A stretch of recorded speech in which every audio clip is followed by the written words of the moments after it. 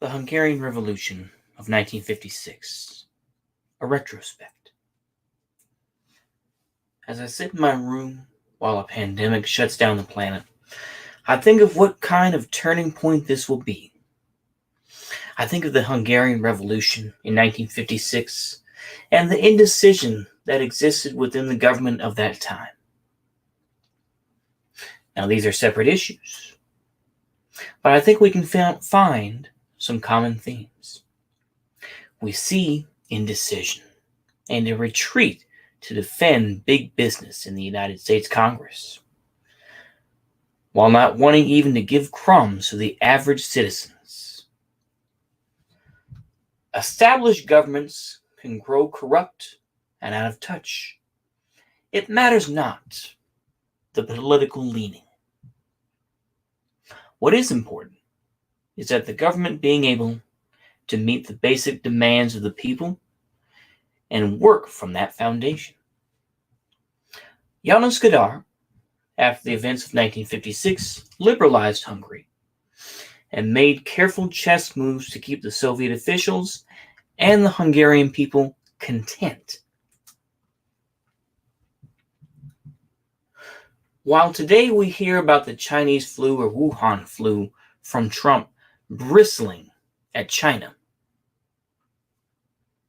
this is an admitted reach for a connection to a historical event, but it speaks to how indecision and protection of ideas over people can lead to disaster.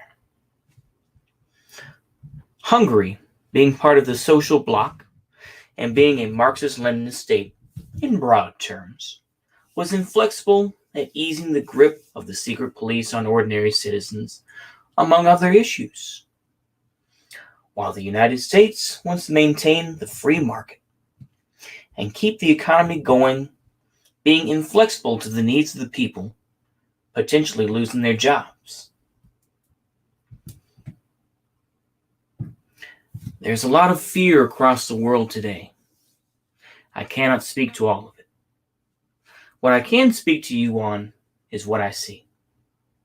A challenge to the current system, a pulling back of the curtain to reveal uneasy truths, an event which we have not prepared for.